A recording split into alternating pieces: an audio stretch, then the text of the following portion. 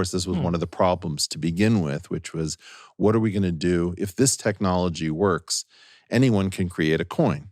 And if anyone can create a coin, now we have a new problem, which is we've never had more than a handful of really important currencies before, right? So if you think about, for example, in fiat space, what are the really important liquid currencies? You've got USD, EUR, GBP, maybe you have CHF, JPY.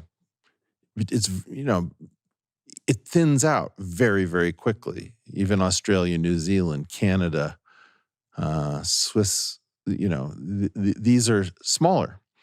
And so in part, this problem of the ability to create currencies at will mirrors, if you like, the fact that central bankers can print money at will.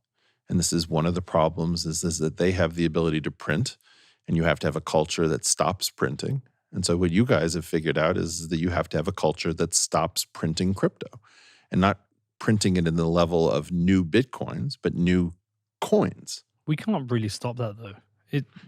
But in part, what you're trying to do is you're trying to make it non-profitable. No, actually, I think what we're trying to do is, if you've been in long enough, you've seen people buy a new coin, make a profit, and then suddenly be in a loss as the rug gets pulled, and then that coin just dies off. Very few has survived multiple cycles. It's more about trying to guide people towards Bitcoin and what's different about it. Yes and no. I would say that part of it is altruistic, saying, I don't want you to make these mistakes. There is the altruistic aspect of have fun being poor. You're trying to tell somebody you don't have to lose. Mm-hmm. Yes, you're not going to win as much as if you'd got in 2011, but on the other hand, you don't have to lose. So in a weird way, even the completely charmless epithet have fun being poor or staying poor has a bit of idealism to it. Yeah.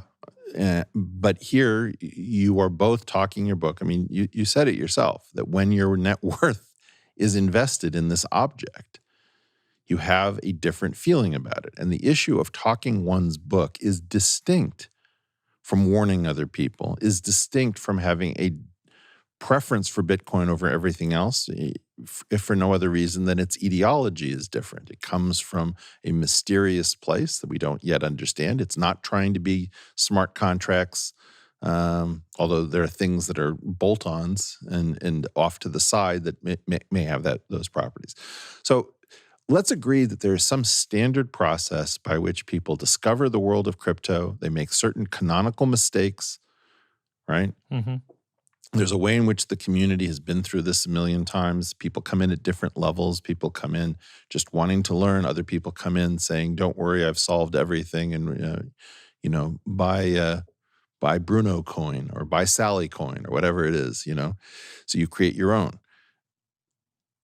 Okay. What I'm much more interested in is where is the really good conversation to be had around crypto in general, Bitcoin in particular, and the relationship between fiat and crypto, between that which is enforced by violence and that which is enforced by math. Well, a lot of people in the circles I mix in, they don't even entertain the conversation of crypto. They don't even use the word. It's like, no, I'm not in crypto, I'm in Bitcoin. Yeah. That's just a bunch of bullshit. And the way I tend to think about it myself, the way I've compartmentalized it is that I consider Bitcoin to be my vault that's protected. It's protected by math, cryptography, and a rabid army of plebs who are, or cyber hornets as Saylor calls them, who are there to, protect Bitcoin. Yeah. And then I consider all the other stuff. I think that's me taking a bit of money out of my vault and going to Vegas and going to the casino, just playing the roulette. See, but this is one of these revelations, which is that you think of this primarily as money. Mm-hmm. And one of the ways in which I get into trouble with Bitcoiners is not thinking about this primarily as money. Okay. The issue of it being a form of money was important to getting people to adopt distributed computing. And so even if you view it as purely a technology, the fact that that technology was a technology built around money and it could make you rich in traditional terms by understanding it is a very good example of getting fitness landscapes to cause the adoption of a new technology. So in a certain sense, wealth is its killer app so far. People are always saying, what's the application? Well, I would say one thing is that it's made a lot of people very wealthy. Which And is so true. in a weird way, money is the killer app of the blockchain decentralized computing story. But if I continue to think about it as technology, in every other situation, people want to innovate.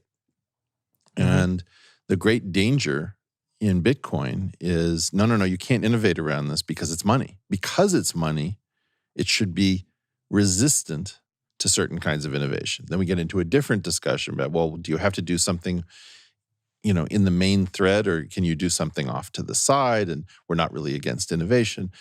My concern is that there are a huge number of uninteresting conversations to be had around this. And I don't want to waste your time and your listeners' time in one of the rivulets. One of the things that I've learned is that everybody sounds like something. And so whether or not I'm just saying the same thing everybody does when they alight in the Bitcoin universe, or whether I'm saying something different, people will hear it in terms of what they've already heard before. Yeah, I get that. I mean, I was talking to Travis on the way up, and even Rich, who's been kind enough to loan us his studio, is that a lot of the conversations are the same. Yeah, and it is good to get different voices on and hear different voices. And I was pestering you because I actually wanted to hear about the things you have to say. Whether or not I agree, it doesn't matter. We can debate those, but it is interesting to get into that. But it's funny that I don't consider this a technical revolution. This to me is a monetary revolution. I absolutely You don't see this as a technical revolution? No, I see it as a monetary revolution. No, I see it as a technical revolution as well. Yeah, I tell you, I think it's both. Yeah, it seems like it's both. The like shorthand way that I think about this a lot, and as a guy that runs an investment fund for a living, have definitely spent tons of time for years thinking about this.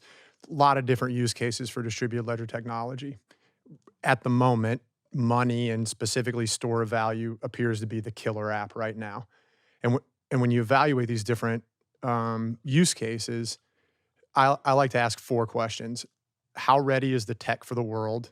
How ready is the world for the tech? What do you need decentralization for? And how decentralized is decentralized enough? And in my opinion, and again, not a Bitcoin maximalist, fund doesn't reflect that.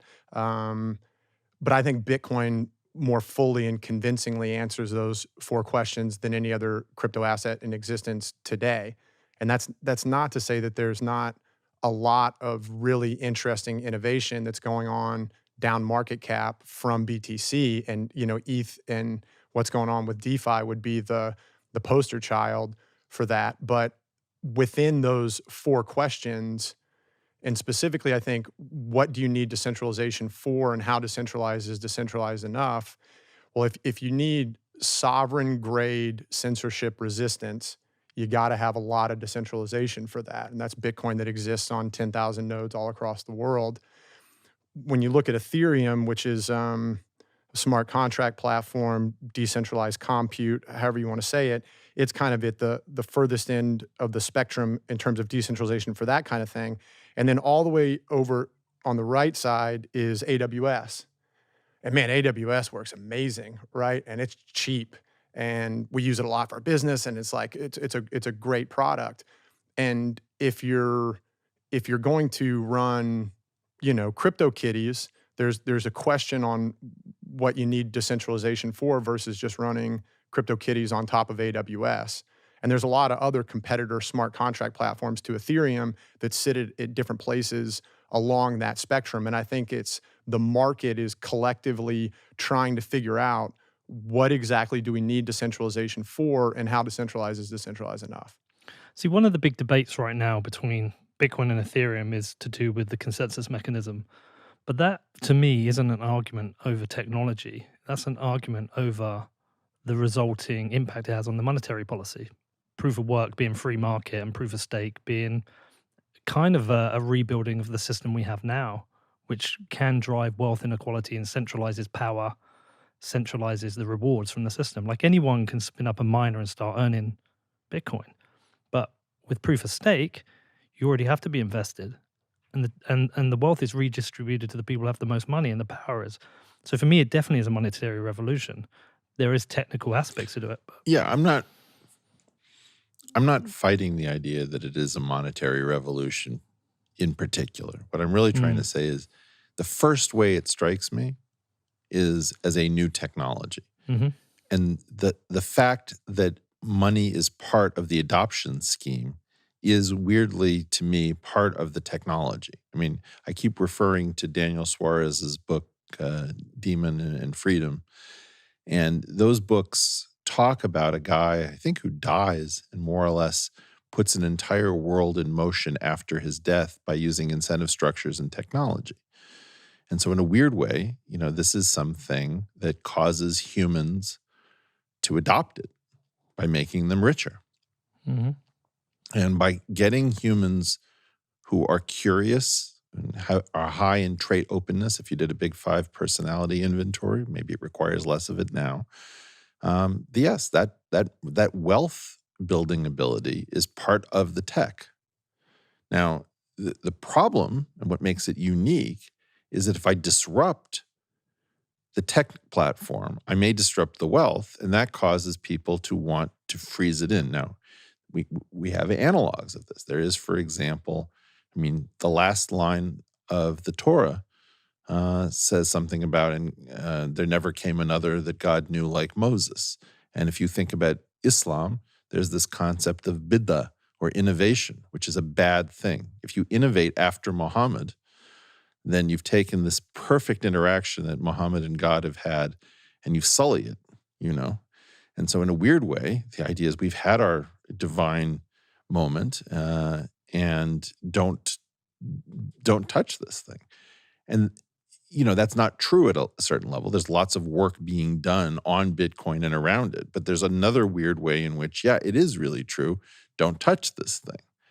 And that comes from its monetary nature, not from its technological nature as a pure sort of digital technology, not the meta technology that includes money as its adoption process. Sorry. If you're competing against gold, we've been using gold to store value for 5,000 years. The incumbent has this like stunning head start on you. And in order to convince increasingly more people to adopt this alternative store of value based on this technology that people don't really understand all that well, I think being slow to change, that's like a feature, not a bug, right? And I'm always reminded of, Peter, you've definitely seen the movie Snatch, right? Yeah, of course. You ever seen that movie, Snatch? Guy Ritchie. Yeah. Anyways, one of my all-time favorite movies. And this Russian mobster sells this gun to one of the main characters, and he hands it to him. It's this like enormous old-looking revolver, and the guy goes, "A little heavy, isn't it?" And the Russian mobster goes, "Heavy is good. Heavy is reliable." And like in a lot of ways, that's how I think of like Bitcoin as it changes on the main chain. Like it just needs to, if it's going to compete against gold, people need to understand that it's going to be the same. It's just really hard to change. Yeah.